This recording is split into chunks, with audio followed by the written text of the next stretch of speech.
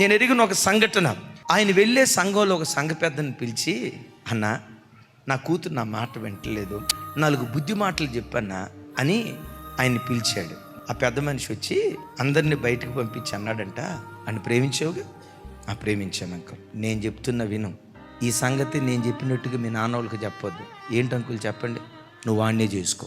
అయితే మీ నాన్నతో ఏం చెప్తావంటే, డాడీ నువ్వు చెప్పినట్టే నేను చేస్తా, నన్ను డ్యూటీకి పంపించు అని చెప్పు. అదే మాట చెప్పింది. అనుకున్నాడు నా కూతురు మారిందిరా అనుకున్నాడు. ఈ పెద్ద మనిషి అనేవాడినే డ్యూటీకి డ్రాప్ చేయండి అని తీసుకెళ్తే డ్యూటీకి తీసుకెళ్తున్నానని చెప్పి దగ్గరికి తీసుకెళ్ళి పెళ్లి చేసేసేసాడు. సొంత రక్త సంబంధికులే కుట్ర చేస్తున్నారండి. దైవజనమా ఒక్క మాట చెప్తాను, నీవెవ్వరికి కుట్రలు చేయొద్దు. ఎవరైనా నీకు వ్యతిరేకంగా అల్లరి జనం లేచి ప్రవాహంలాగా నిన్ను ముంచాలని వాళ్ళు ప్రయత్నం చేస్తే నీవు మునగో.